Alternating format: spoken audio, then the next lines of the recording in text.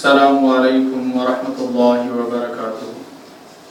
ان الحمد للہ نحمده ونستعینه ونستغفره ونعوذ باللہ من شرور انفسنا ومن سیئات اعمالنا من يهده الله فلا مضل له ومن يضلل فلا هادي له واشهد ان لا اله الا الله واشهد ان محمدا عبده ورسوله اما بعد فان خير الحديث كتاب الله وخير الهدي هدي محمد صلى الله عليه وسلم وشر الأمور محدثاتها وكل محدثة بدعة وكل بدعة ضلالة وكل ضلالة في النار۔ أعوذ بالله السميع العليم من الشيطان الرجيم، بسم الله الرحمن الرحيم۔ وأنكحوا الأيام منكم والصالحين من عبادكم وإمائكم إن يكونوا فقراء يغنيهم الله من فضله والله واسع عليم۔ سورہ نور، سورہ نمبر 24 آیت نمبر 32۔ وقال النبی صلی اللہ علیہ وسلم یا معاشر الشباب من استطاع منکم الباءة فلیتزوج فإنه اغض للبصر واحسن للفرج ومن لم يستطع فعليه بالصوم فإنه له وجاء متفق علیہ۔ محترم حاضرین، ملت اسلامیہ کے ہم عمر غیور نوجوان دوستو، عزیز بچوں، آج کی اس نشست میں جس موضوع پر آپ کے سامنے گفتگو کرنا چاہتا ہوں وہ ہے نکاح کا مسنون طریقہ۔ میں نے اس موضوع کو 2 نشست پر مشتمل تقسیم کیا ہے۔ پہلی نشست میں آپ کے چند سوالات کے جوابات رکھے جائیں گے کہ نکاح کس طریقے سے کیا جائے، نکاح کس سے کیا جائے، نکاح کب کیا جائے، اس کی فضیلت کیا ہے، اس کی اہمیت کیا ہے۔ انشاءاللہ العزیز پہلی نشست میں آپ کے سامنے یہ باتیں رکھی جائیں گی، اور اس کے بعد جو دوسری نشست ہوگی اس دوسری نشست میں آپ کے سامنے احادیث صحیحہ کی روشنی میں یہ بات پیش کی جائے گی کہ صحابہ کرام کی شادیاں کیسے ہوا کرتی تھی، نبی کریم صلی اللہ علیہ وسلم کی حیات طیبہ میں شادی کا کیا ماحول تھا، آپ صلی اللہ علیہ وسلم نے کس طریقے سے نکاح کیا، آپ صلی اللہ علیہ وسلم نے صحابہ اکرام کو کس طریقے سے نکاح کرنے کی تلقین فرمائی۔ میں بلا کسی تمہید اور بلا کسی تاخیر کے میں ایک بات آپ کے سامنے بتا دوں کہ نکاح ایک عبادت ہے۔ نکاح قرآن اور احادیث کی روشنی کے مطابق ہمیں اور آپ کو کرنا چاہیے، تبھی جا کر اس نکاح میں برکت ہوگی، اللہ کی رحمت ہوگی، ورنہ یہ نکاح ہماری پوری زندگی کے لیے اجیرن اور نقصان دہ ثابت ہو سکتا ہے۔ آئیے میں نے خطبہ مسنونہ کے بعد آپ کے سامنے سورہ نور، سورہ نمبر 24 آیت نمبر 32 کی تلاوت کی ہے۔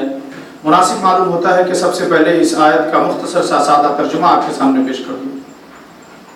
اللہ رب العالمین نے سورہ نور سورہ نمبر 24 آیت نمبر 32 کے اندر ارشاد فرمایا وَأَنْكِحُوا الْأَيَامَ مِنْكُمْ وَالصَّالِحِينَ مِنْ عِبَادِكُمْ وَإِمَائِكُمْ إِنْ يَكُونُوا فُقَرَاءَ يُغْنِيهِمُ اللَّهُ مِنْ فَضْلِهِ وَاللَّهُ وَاسِعٌ عَلِيمٌ۔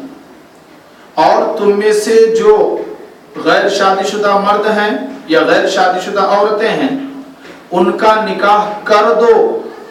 اللہ رب العالمین نے، غور طلب بات یہ ہے حاضرین سامعین، اس بات پر میں آپ کی توجہ چاہوں گا کہ اللہ رب العالمین نے وَأَنْكِحُوا الْأَيَامَ مِنْكُمْ وَالصَّالِحِينَ مِنْ عِبَادِكُمْ کا لفظ فرمایا کہ تم میں سے جو غیر شادی شدہ مرد ہیں اور جو غیر شادی شدہ عورت ہیں ان کا نکاح کر دو، یعنی اللہ رب العالمین نے براہ راست ولی سے خطاب فرمایا، سرپرست حضرات سے خطاب فرمایا کہ جو سرپرست ہیں، گارجن ہیں، ولی ہیں، ذمہ دار ہیں، باپ ہو یا بڑے بھائی ہوں، اللہ رب العالمین نے ان سے خطاب فرمایا کہ تم اپنے ماتحت کے غیر شادی شدہ لڑکا ہو یا غیر شادی شدہ لڑکی ہو، حتیٰ کہ اگر تمہارے ماتحت میں غیر شادی شدہ لونڈی ہے جو نیک اور صالح ہے ان کا بھی نکاح کر دو۔ ایک نقطے کی بات بتا دوں، اللہ رب العالمین نے ولی سے خطاب فرما کر یہ مسئلہ ثابت کر دیا اور یہ بات واضح ہو گئی کہ عورت از خود اپنا نکاح نہیں کر سکتی، عورت کے نکاح کے صحیح ہونے کے لیے یہ شرط ہے کہ اس کے ولی کی رضامندی ضروری ہے. اس کے ولی کی رضامندی کے بغیر عورت کا نکاح باطل ہے، غلط ہے، ناجائز ہے، حرام ہے. چند ایک دلائل آپ کے سامنے رکھ دوں. پہلی دلیل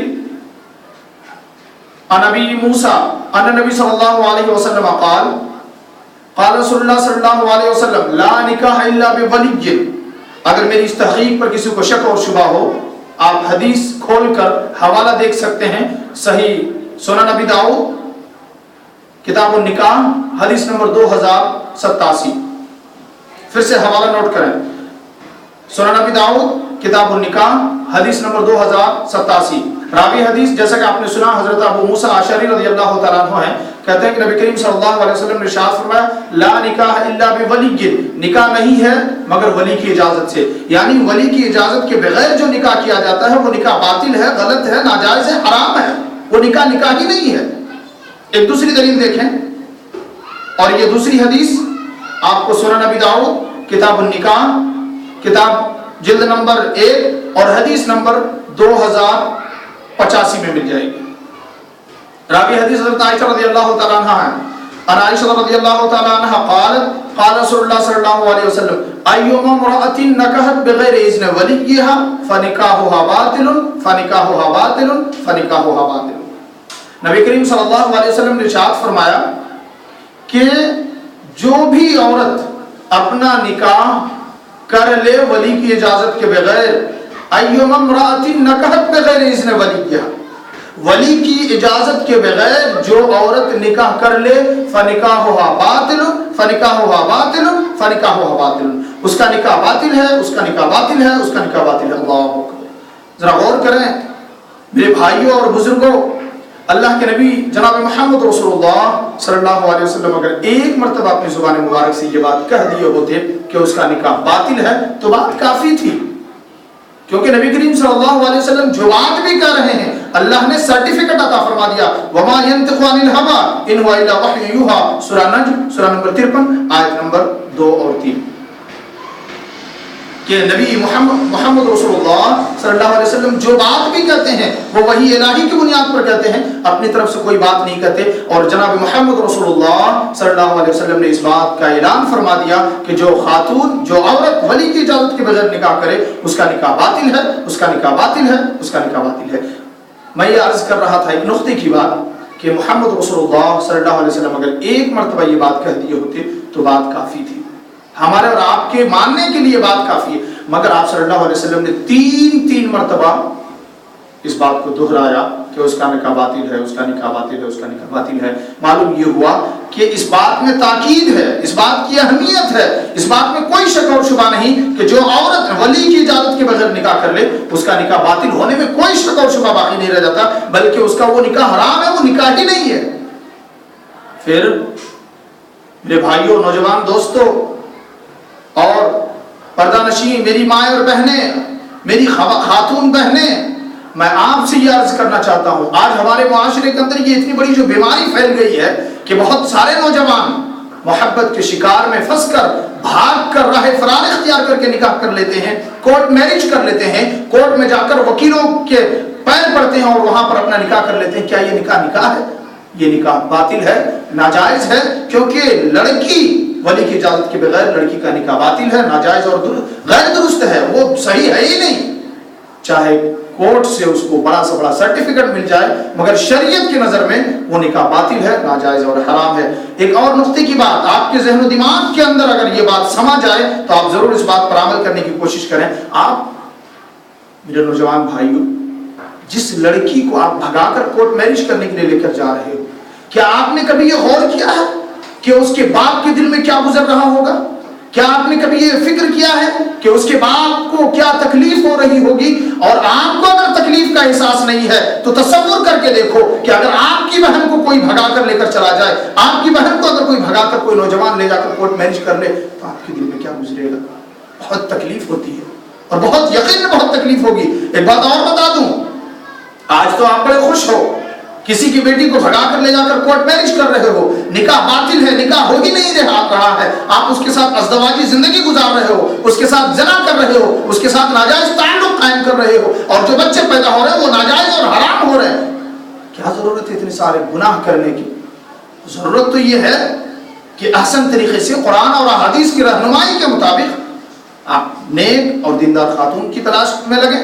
نیک اور دیندار خاتون جب آپ کو مل جائے، آپ احسن طریقے سے ولی کی اجازت سے مہر دے کر آپ اس خاتون کے ساتھ نکاح کر لیں. یہ شریعت اسلامیہ کی تعلیمات ہے. اور یقین رکھو اس بات پر کہ یہ مقولہ کوئی آسان نہیں ہے. یہ کسی نے بہت ہی بہتر مقولہ یہ کہا ہے، جیسی کرنی ویسی بھرنی. آج اگر تم کسی کی بیٹی کو لے کر فرار اختیار کر رہے ہو، آج اگر تم کسی کی بیٹی کو بھگا کر کورٹ میرج کر رہے ہو، تو کل ایک وقت وہ بھی آئے گا جب تم خود باپ بنو گے اور تمہاری بیٹی کو کوئی دوسرا لے جا کر کورٹ میرج کر لے گا. بتاؤ اس وقت تمہارے دل میں کیا گزرے گا؟ میرے بھائیوں، یقیناً آپ کے دل میں بہت گنا گزرے گا، بہت تکلیف ہوگی.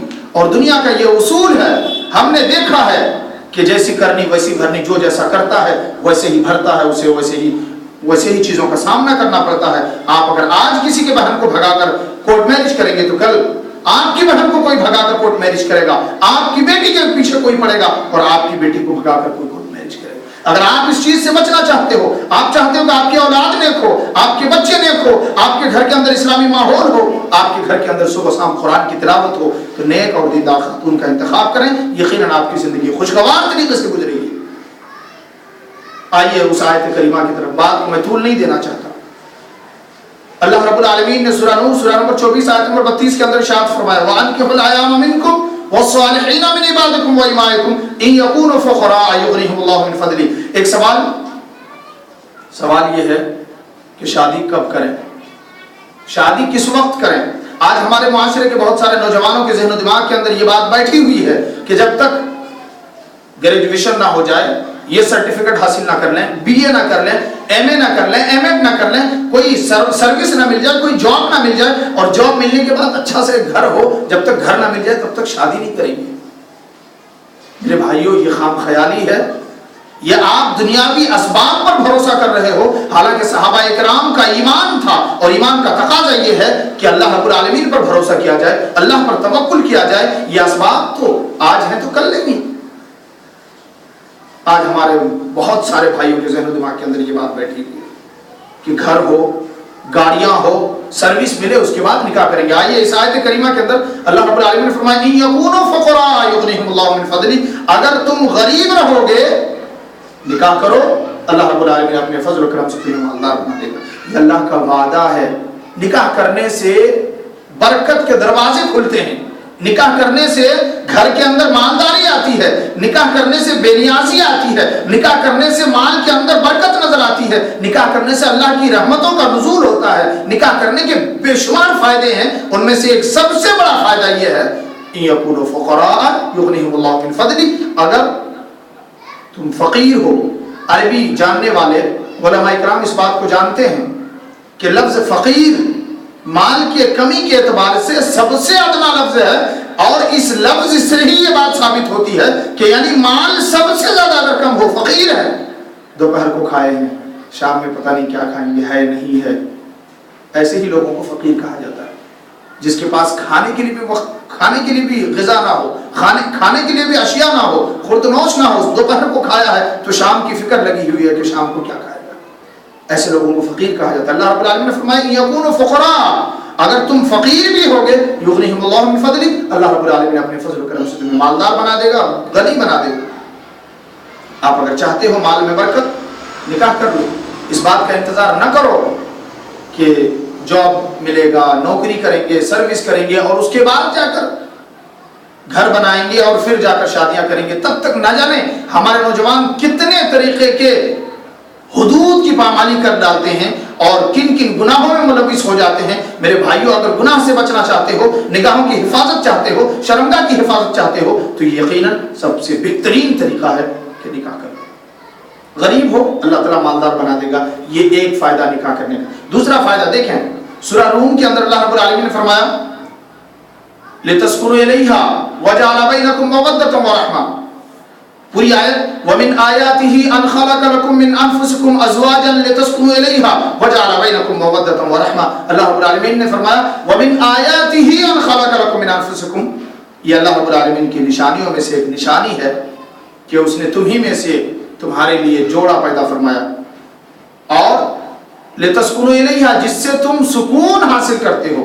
दूसरा फायदा क्या मालूम हो रहा है? पहला फायदा ये कि निकाह करने से माल के अंदर बरकत होती है। दूसरा फायदा ये कि निकाह कर लेने के बाद एक इंसान को सुकून मिलता है। आप सोचोगे कि माल में सुकून है, माल में सुकून नहीं। आप सोचोगे कि दूसरी तीसरी चीजों में सुकून है, दूसरी तीसरी चीजों में सुकून नहीं। आज ये पूरी दुनिया सुकून का टैबलेट खा रही है, दवाई खा रही है, सुकून चाहती है कि कहीं से मिल जाए, लेकिन इन्हें नहीं मालूम कि कुरान ने क्या मुहावरा इस्तेमाल किया, कुरान ने क्या इलाज बताया कि अगर सुकून चाहते हो लितस्कुनु इलैहा, निकाह करो, अपनी बीवी के पास सुकून है, इत्मीनान है। ये दूसरा फायदा। अल्लाह रब्बुल आलमीन ने फरमाया वजअल बैनकुम मवद्दतन व रहमा, और अल्लाह रब्बुल आलमीन अपने फजल व करम से इस जोड़े में उल्फत और मोहब्बत को पैदा फरमाता है। इस जोड़े में उल्फत और मोहब्बत होती है। शादी से पहले ना जाने वो खातून कहाँ की थी, और शादी के बाद ऐसी मोहब्बत होती है जिसकी मिसाल नहीं देखी जा सकती। नबी करीम सल्लल्लाहु अलैहि वसल्लम ने फरमाया लम युरा लिल मुतहाब्बैन मिथलुन निकाह, निकाह में जो मोहब्बत पैदा हो जाती है ऐसी मिसाल किसी दूसरे रिश्तेदारी में नहीं देखी जाती, नहीं मिलती। दूसरा फायदा, निकाह कर लेने के बाद चैन और सुकून नसीब होता है। एक और हदीस देखें, इस हदीस के अंदर आपको दो और फायदे मिलेंगे। नबी करीम सल्लल्लाहु अलैहि वसल्लम ने फरमाया, अल्फाज हदीस इस तरह, क़ाल नबी सल्लल्लाहु अलैहि वसल्लम या माशर शबाब मन इस्तता मिनकुमुल बागता फल्यतज़व्वज फ़इन्नहु अग़द्दु लिलबसर व अहसनु लिलफ़रज व मन लम यस्तति फ़अलैहि बिस्सौम फ़इन्नहु लहु विजाउन। आप ये हदीस देखना चाहें, सही बुखारी शरीफ किताबुन निकाह किताब नंबर 67 हदीस नंबर 5066। इसी हदीस को आप अगर सही मुस्लिम के अंदर देखना चाहें, सही मुस्लिम शरीफ किताबुन निकाह किताब नंबर 17 हदीस नंबर 3553। नबी करीम सल्लल्लाहु अलैहि वसल्लम ने फरमाया या माशर शबाब, ऐ नौजवानों की जमात। आहा, अल्लाह के नबी सल्लल्लाहु अलैहि वसल्लम कितने बलीग खतीब थे, कितने बड़े मुक़र्रिर थे। आप सल्लल्लाहु अलैहि वसल्लम का अंदाज़ बयां बिल्कुल मुख्तलिफ, बहुत ही अलग। आप सल्लल्लाहु अलैहि वसल्लम जवामिउल कलीम थे। आप सल्लल्लाहु अलैहि वसल्लम से बढ़कर ना कोई खतीब इस दुनिया के अंदर पैदा हुआ है और ना होगा। आप सल्लल्लाहु अलैहि वसल्लम से बढ़कर कोई मुक़र्रिर इस दुनिया में ना पैदा हुआ है ना होगा। आप सल्लल्लाहु अलैहि वसल्लम से बढ़कर जवामिउल कलीम ना कोई दुनिया में आया है ना आएगा। नबी करीम सल्लल्लाहु अलैहि वसल्लम नौजवानों से खिताब फरमा रहे थे, या माशर शबाब। रावी हदीस कहते हैं कि हम में से सब के सब नौजवान थे। आप सल्लल्लाहु अलैहि वसल्लम जब नौजवानों से खिताब करते तो कहते या माशर शबाब, ऐ नौजवानों की जमात। आप सल्लल्लाहु अलैहि वसल्लम अगर अंसारियों से खिताब करते तो कहते या माशरुल अंसार। आप सल्लल्लाहु अलैहि वसल्लम अगर मुहाजिरीन से खिताब करते तो कहते या माशरुल मुहाजिरीन। और अगर आप सल्लल्लाहु अलैहि वसल्लम बिजनेसमैन ताजिरों से खिताब करते तो कहते या माशर तुज्जार, ऐ ताजिरों की तिजारत करने वालों की जमात, ताजिरों की जमात। नबी करीम सल्लल्लाहु अलैहि वसल्लम ने यहाँ पर फरमाया या माशर शबाब, ऐ नौजवानों की जमात। मन इस्तता मिनकुमुल बाअ, तुम में से जो बात की इस्तिताअत रखता हो तो उसे चाहिए फल्यतज़व्वज, वो निकाह कर ले। फ़इन्नहु अग़द्दु लिलबसर, इसलिए कि निकाह का ये तीसरा फायदा ये अग़द्दु लिलबसर, निगाहें झुक जाती है, निगाहें नीची रहती है। व अहसनु लिलफ़रज, और शर्मगाह की हिफाजत होती है। अल्लाहु अकबर। अगर आप चाहते हैं कि आपकी निगाह झुक जाए, आपके शर्मगाह की हिफाजत हो, तो यकीनन निकाह से बढ़कर कोई दूसरी तीसरी चीज या कोई दूसरा जरिया नहीं है कि आपकी शर्मगाह की हिफाजत हो या आपकी निगाह झुक जाए। निगाह, नबी करीम सल्लल्लाहु अलैहि वसल्लम ने फरमाया फ़इन्नहु अग़द्दु लिलबसर, इसलिए कि निकाह करने से निगाह झुक जाती है। व अहसनु लिलफ़रज, और शर्मगाह की हिफाजत होती है। शर्मगाह की हिफाजत, ज़ना से दूरी तभी मुमकिन है जब आपकी निगाह झुक जाए। आपकी निगाह अगर नहीं झुक रही है तो ये निगाह शर्मगाह की बेइज्जती और ज़ना तक पहुंचाने का एक सबब और जरिया है, पहला रास्ता है। अल्लाह रब्बुल आलमीन ने कुरान करीम के अंदर ये नहीं फरमाया कि ज़ना मत करो, बल्कि अल्लाह रब्बुल आलमीन ने फरमाया वला तक़रबुज़्ज़िना, ज़ना के करीब मत जाओ। ज़ना के करीब जाने वाले असबाब में से, ज़ना के करीब ले जाने वाले असबाब में से ये आँख पहली सबब है। आँख से जब आँख मिलती है, आँख जब किसी का चेहरा देखती है, आँख जब किसी का हुस्न जमाल को देखती है तो दिल के अंदर असर होता है और फिर ज़ना का रास्ता खुलता है, ज़ना का दरवाजा खुलता है। निगाहें झुक जाएगी, यकीनन आप ज़ना से बच सकते हैं। नबी करीम सल्लल्लाहु अलैहि वसल्लम ने फरमाया फ़इन्नहु अग़द्दु लिलबसर, इसलिए कि निगाहों की हिफाजत, निगाहों का झुक जाना وَأَحْسَنُ لِلْفَرْجِ، شرمگاہ کی حفاظت ہے۔ اچھا شرمگاہ کی حفاظت ہوگی، شرمگاہ کی حفاظت یہ اتنی بڑی دولت ہے۔ ایک حدیث سے میں آپ کو جوڑ دوں، آپ کو یاد دلا دوں وہ حدیث، سہل بن سعد ساعدی رضی اللہ تعالیٰ عنہ راوی حدیث ہے، عن سہل بن سعد ساعدی رضی اللہ تعالیٰ عنہ قال قال رسول اللہ صلی اللہ علیہ وسلم من یضمن لی ما بین لحییہ وما بین فخذیہ اضمن لہ الجنہ۔ نبی کریم صلی اللہ علیہ وسلم نے فرمایا، جیسے کہ آپ نے سنا راوی حدیث سہل بن سعد رضی اللہ تعالیٰ عنہ ہے، وہ کہتے ہیں کہ نبی کریم صلی اللہ علیہ وسلم نے فرمایا من یضمن لی ما بین لحییہ وما بین فخذیہ، جو مجھے دو چیز کی ضمانت دے دے، یہ دو ہونٹ کے بیچ زبان اور دوسری چیز دو رانوں کے بیچ شرمگاہ کی ضمانت، یہ دو چیز کی ضمانت دے دے، اضمن لہ الجنہ، میں اسے جنت کی ضمانت دیتا ہوں۔ میرے بھائیو اگر جنت چاہتے ہو تو شرمگاہ کی حفاظت لازمی اور ضروری ہے، اور شرمگاہ کی حفاظت تبھی ممکن ہے جب آپ نکاح کر لیں۔ یہ نکاح کے فائدے ہیں۔ ایک اور فائدہ دیکھیں آپ، اللہ رب العالمین نے سورہ بقرہ سورہ نمبر 2 آیت نمبر 187 کے اندر ارشاد فرمایا ہن لباس لکم وانتم لباس لہن، وہ تمہارے لیے لباس ہے اور تم اس کے لیے لباس ہو۔ معلوم یہ ہوا کہ نکاح کر لینے کے بعد ایک نوجوان کو لباس مل جاتا ہے۔ جب تک آپ کا نکاح نہیں ہوا ہے تو قرآن کے اس فارمولے کے مطابق، قرآن کے اس فرمان کے مطابق، اللہ کے اس بیان کے مطابق آپ بے لباس ہیں، آپ کے اوپر لباس نہیں ہے۔ اس کی تفصیل اور اس کی ڈیٹیلز میں نہیں جانا چاہتا، مختصر طور پر یہ کہ ہن لباس لکم وانتم لباس لہن۔ اللہ رب العالمین نے فرمایا کہ عورت بیوی شوہر کے لیے لباس ہے، شوہر بیوی کے لیے لباس ہے، دونوں ایک دوسرے کے لیے لباس ہے۔ معلوم یہ ہوا کہ جب تک شادی نہیں ہوئی، جب تک نکاح نہیں ہوا، آپ بے لباس ہیں، آپ کے اوپر لباس ہی نہیں ہے، آپ برہنہ ہیں۔ ہاں جب آپ شادی کر لیں گے، آپ کا نکاح ہو جائے گا تو یقیناً آپ کے اوپر ایک لباس ہوگا۔ آپ یوں سمجھیں کہ آپ کو لباس مل گیا ہے۔ لباس سے انسان کے بدن میں جو بھی داغ اور دھبے ہیں وہ لباس کی ذمہ داری ہے کہ اس کو چھپا دے۔ لباس سے انسان کو زینت ملتی ہے، لباس سے ایک انسان خوبصورت معلوم ہوتا ہے۔ لباس بہت ساری چیزوں کے فائدے کا مجموعہ کا نام لباس ہے۔ میرے بھائیوں برہنہ کوئی نہیں رہ سکتا۔ لباس ایک غیرت کا تقاضا یہ ہے، عزت کا تقاضا یہ ہے کہ وہ لباس پہنے۔ آپ جب تک شادی نہیں کیے تب تک بے لباس ہیں، آپ کو چاہیے کہ شادی کر لیں۔ یہ شادی کے فائدے میں سے 5واں فائدہ یہ ہے کہ آپ کو اللہ رب العالمین اپنے فضل و کرم سے لباس عطا فرمائے گا۔ میرے بھائیوں اگر کوئی نکاح نہیں کرتا ہے تو اس کے لیے کیا وعید ہے؟ ذرا ایک حدیث سنیں آپ، صحیح مسلم شریف اور صحیح بخاری شریف کے اندر یہ حدیث آپ کو مل جائے گی۔ راوی حدیث انس بن مالک رضی اللہ تعالیٰ عنہ ہیں۔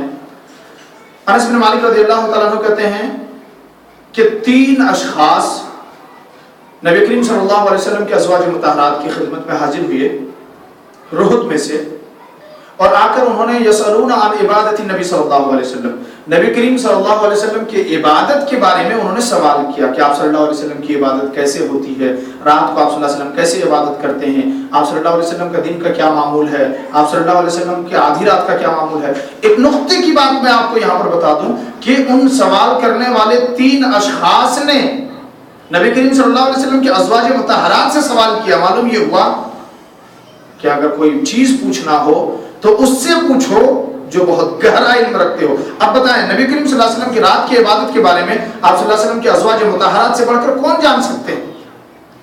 اور ان کا مقصد تھا کہ نبی کریم صلی اللہ علیہ وسلم کی رات کی عبادت کے بارے میں پوچھیں، آپ صلی اللہ علیہ وسلم کی عبادات کے بارے میں پوچھیں، اور آپ صلی اللہ علیہ وسلم کی عبادات کے بارے میں عموماً اور خصوصاً رات کی عبادت کے بارے میں آپ صلی اللہ علیہ وسلم کے ازواج مطہرات زیادہ جانتے تھے۔ ان 3 اشخاص نے ارادہ کیا نبی کریم صلی اللہ علیہ وسلم کے ازواج مطہرات سے پوچھنے کا، چنانچہ انہوں نے پوچھا نبی کریم صلی اللہ علیہ وسلم کی عبادتوں کے بارے میں۔ ازواج مطہرات نے نبی کریم صلی اللہ علیہ وسلم کی عبادت کے بارے میں خبر دے دیا۔ جب انہیں خبر مل گئی تو انس بن مالک رضی اللہ تعالیٰ عنہ کہتے ہیں کأنہم تقالوہا، گویا کہ انہوں نے اس عبادت کو کمتر محسوس کیا، کم سمجھا، اور کہنے لگے این نحن من النبی صلی اللہ علیہ وسلم، ہم کہاں نبی کریم صلی اللہ علیہ وسلم کے مقابلے میں، من یہاں پر مقابلے کے لیے آیا ہے، این نحن من النبی صلی اللہ علیہ وسلم، ہم نبی کریم صلی اللہ علیہ وسلم کے مقابلے میں کہاں کیا حیثیت رکھتے ہیں۔ آپ صلی اللہ علیہ وسلم کا مقام اور مرتبہ اتنا، قد غفر له ما تقدم من ذنبه، آپ کے اگلے پچھلے سارے کے سارے گناہ معاف ہو گئے ہیں، اس کے باوجود آپ صلی اللہ علیہ وسلم کی عبادت کا یہ حال ہے تو ہمارے گناہ تو معاف بھی نہیں ہوئے، ہم تو گنہگار ہیں، خطاکار ہیں، پھر ہمیں جس طریقے سے عبادت کرنی چاہیے۔ انس بن مالک رضی اللہ تعالیٰ عنہ کہتے ہیں چنانچہ ان میں سے ایک نے یہ کہا کہ آج کے بعد میں رات میں سوؤں گا نہیں، پوری رات عبادت کروں گا۔ دوسرے نے کہا میں ہر روز روزہ رکھوں گا، کنٹینیو مسلسل میں روزہ رکھوں گا، روزہ نہیں چھوڑوں گا۔ تیسرے نے کہا کہ میں شادی بیاہی نہیں کروں گا۔ اور تینوں کا مقصد نیک تھا کہ اللہ کی رضا کے لیے۔ ایک نے کہا کہ میں رات بھر اللہ کی عبادت کروں گا، دوسرے نے کہا کہ میں مسلسل روزہ رکھوں گا، تیسرے نے کہا کہ میں شادی بیاہی نہیں کروں گا۔ نبی کریم صلی اللہ علیہ وسلم گھر تشریف لائے۔ آپ صلی اللہ علیہ وسلم کو آپ کے ازواج مطہرات نے خبر دیا کہ ایسے ایسے تین اشخاص، تین لوگ آئے ہوئے تھے، انہوں نے آپ کی عبادت کے بارے میں پوچھا، ہم نے آپ کی عبادت کے بارے میں بتایا، کانہم تقالوہا، انہیں بہت کم معلوم ہو رہا تھا، وہ آپ سے مقابلہ کرنے لگے، اور آپ کا مقام اور مرتبے سے مقابلہ کرنے کے بعد انہوں نے ان میں سے ایک نے یہ کہا، دوسرے نے یہ کہا، تیسرے نے یہ کہا۔ نبی کریم صلی اللہ علیہ وسلم فوراً ان لوگوں کے پاس گئے اور آپ صلی اللہ علیہ وسلم نے فرمایا انتم الذین قلتم کذا و کذا، کیا تم لوگ وہی لوگ ہو جنہوں نے ایسا اور ایسا کہا؟ میرے بھائیو، یہاں پر ایک نقطے کی بات آپ کو بیان کر دوں، بتا دوں، آج کے ہمارے ذمہ داروں کے لیے خاص طور پر اور عموماً ہر ایک کے لیے، کہ جب بھی کوئی معاملہ سنے تو سب سے پہلے تحقیق کرے، فوراً ایکشن نہ لے۔ نبی کریم صلی اللہ علیہ وسلم نے سنا اپنی ازواج مطہرات سے، ان کی ازواج مطہرات امہات المومنین جھوٹ نہیں کر سکتی تھی، غلط نہیں کر سکتی تھی، تحقیق کی ضرورت نہیں، لیکن آپ صلی اللہ علیہ وسلم نے امت محمدیہ کو یہ سبق دے دیا کہ جب بھی تم اپنے کان میں کوئی بات سنو تو پہلے تحقیق کرو، تحقیق کرنے کے بعد ایکشن لو۔ آپ صلی اللہ علیہ وسلم نے فرمایا انتم الذین قلتم کذا و کذا، تم لوگ وہی لوگ ہو جنہوں نے ایسا اور ایسا کہا ہے، تم لوگوں نے ایسا اور ویسا کہا ہے۔ انہوں نے کہا ہم نے اور ایسا کہا۔ آپ صلی اللہ علیہ وسلم نے فرمایا اما واللہ انی لا اخشاکم للہ واتقاکم لہ، خبردار میں تم میں سب سے زیادہ اللہ سے ڈرنے والا ہوں، میں تم میں سب سے زیادہ اللہ سے خوف کھانے والا اور متقی ہوں۔ اما واللہ انی لا اخشاکم للہ واتقاکم لہ لیکنی اصوم وافطر، لیکن میں روزہ بھی رکھتا ہوں اور نہیں بھی رکھتا ہوں، یعنی افطار بھی کرتا ہوں، روزہ کبھی رکھتا ہوں کبھی چھوڑ دیتا ہوں۔ وَأُصَلِّي وَأَرْقُدُ، میں نماز بھی پڑھتا ہوں اور سوتا بھی ہوں۔ وَأَتَزَوَّجُ النِّسَاءَ، اور میں نے عورتوں سے شادی بھی کر رکھی ہے۔ فَمَنْ رَغِبَ عَنْ سُنَّتِي، جو میری سنت سے اعراض کرے گا، فَلَيْسَ مِنِّي، وہ ہم میں سے نہیں، ہماری جماعت میں سے نہیں۔ آپ اس حدیث پر ذرا غور کریں۔ اس حدیث میں نبی کریم صلی اللہ علیہ وسلم نے اس شخص سے جو نکاح کی استطاعت رکھتا ہے، طاقت رکھتا ہے، اس کے باوجود نکاح نہیں کیا ہے، اس کے بارے میں فرمایا کہ جو نکاح نہیں کر رہا ہے وہ ہماری جماعت میں سے نہیں، یا جو نکاح نہ کرے، نکاح کا انکار کرے، وہ ہماری جماعت میں سے نہیں۔ ایک بات تو یہ ثابت ہو گئی کہ آپ کو نکاح کرنا ہے اگر آپ کو آپ صلی اللہ علیہ وسلم کی جماعت میں رہنا ہے تو، اور اگر آپ بلا کسی عذر کے نکاح نہیں کرتے ہیں تو یہ سنت کی مخالفت ہے۔ یہ سنت صرف محمد رسول اللہ صلی اللہ علیہ وسلم کی نہیں بلکہ تمام کے تمام انبیاء اکرام کی سنت ہے۔ اللہ رب العالمین نے سورہ رعد سورہ نمبر 13 آیت نمبر 27 کے اندر ارشاد فرمایا وَلَقَدْ أَرْسَلْنَا رُسُلًا مِّن قَبْلِكَ وَجَعَلْنَا لَهُمْ أَزْوَاجًا وَذُرِّيَّةً، کہ ہم نے آپ سے پہلے جتنے انبیاء اکرام کو بھیجا ہے ہر ایک صاحب اولاد اور ازواج یعنی بیوی والے تھے۔ یہ اللہ رب العالمین کہ انبیاء اکرام کی سنت ہے نکاح کرنا۔ نبی کریم صلی اللہ علیہ وسلم نے فرمایا فَمَنْ رَغِبَ عَنْ سُنَّتِي، جو میری سنت سے اعراض کرے، یعنی آپ صلی اللہ علیہ وسلم نے فرمایا کہ نکاح کرنا یہ میری سنت ہے۔ ایک اور بات، آج معاشرے کے اندر یہ بات بڑی معروف و مشہور کے ساتھ پھیلائی جا رہی ہے کہ امام ابو حنیفہ رحمۃ اللہ علیہ، معذرت کے ساتھ میں کسی کا دل نہیں دکھانا چاہتا، اصلاح چاہتا ہوں، یہ بات معروف و مشہور ہے کہ امام ابو حنیفہ رحمت اللہ علیہ 40 سال تک عشاء کے وضو سے فجر کی نماز پڑھے۔ بھلا بتائیں کہ 40 سال تک اگر کوئی عشاء کے وضو سے فجر کی نماز پڑھے تو اس کا مطلب یہ ہے کہ رات کو سوئے نہیں، رات کو سوئیں گے تو ان کی نیند آئے گی اور نیند آنے کی وجہ سے وضو ٹوٹ جاتا ہے۔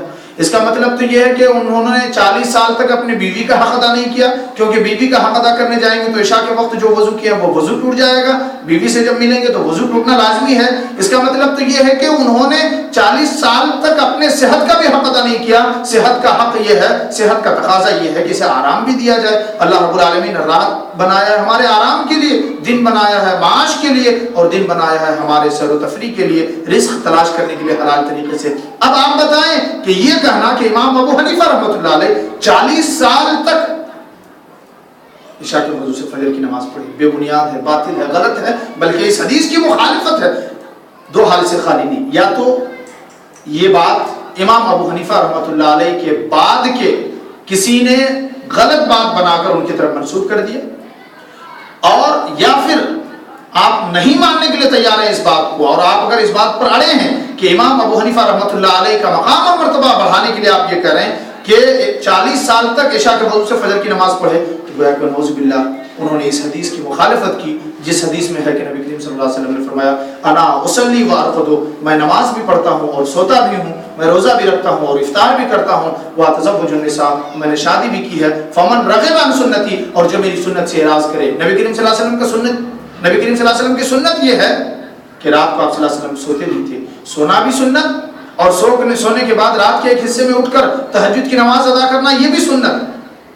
پھر گویا کہ امام ابو حنیفہ رحمۃ اللہ علیہ نے سنت کی مخالفت کی, اور نہ یہ کہ صرف اس سنت کی مخالفت, بلکہ انہوں نے اپنے جسم کا حق ادا نہیں کیا, اپنی بیوی کا حق ادا نہیں کیا, اور وہ سوئے بھی نہیں, اور پھر اس حدیث کی مخالفت کی ہے. بالکل یہ ناجائز اور غیر درست ہے, بلکہ غلط ہے. یہ بات بعد کے لوگوں نے بنا کر امام ابو حنیفہ رحمۃ اللہ علیہ کی جانب منسوب کر کے ان کے مقام کو بڑھانے کی کوشش کی ہے. یہ موضوع ہے, من گڑھت ہے, بناوٹی ہے. ہمیں اور آپ کو ان چیزوں سے بچنا چاہیے, اور نبی کریم صلی اللہ علیہ وسلم کا جو سنت کا طریقہ ہے اس سنت پر ہمیں عمل کرنا چاہیے. اور سنت یہ ہے کہ نکاح کی استطاعت ہے, طاقت ہے تو شریعت اسلامیہ کے مطابق نکاح کریں, اور آپ صلی اللہ علیہ وسلم کی رہنمائی کے مطابق, احادیث صحیحہ کے مطابق اگر ہم یقیناً نکاح کریں گے تو اس نکاح میں خیر اور برکت ہوگی. اس نکاح کے جو فوائد قرآن اور حدیث کے اندر بیان کیے گئے ہیں وہ اس سے ہم بہراور ہوں گے, ہمیں وہ فائدے حاصل ہوں گے. اور اگر ہم نے منمانی کی, قرآن اور حدیث کی دھجیاں اڑائی, قرآن اور حدیث کی نافرمانیاں کی, تو یقیناً ہمیں اس کی سزائیں بھگتنی پڑے گی. پوری زندگی میں ہم اور آپ خار اور ذلیل اور خار ہو جائیں گے. اب یہ ہے کہ نکاح کس سے کیا جائے, کن چیزوں کا خیال کیا جائے, نکاح صحابہ اکرام نے کیسے کی ہے, انشاءاللہ اگلی نشست میں آپ کے سامنے یہ باتیں رکھی جائیں گی. اللہ رب العالمین سے دعا ہے اللہ تعالی ہمیں کہیں سنی باتوں پر عمل کرنے کی توفیق عطا فرمائے. اللہ رب العالمین سے دعا ہے اللہ تعالی ہمیں قرآن اور حدیث کا عامل بنائے, قرآن اور حدیث کے پلیٹ فارم پر جمع ہونے کی توفیق عطا فرمائے. آمین. وآخر دعوانا الحمدللہ رب العالمین. السلام علیکم ورحمۃ اللہ وبرکاتہ.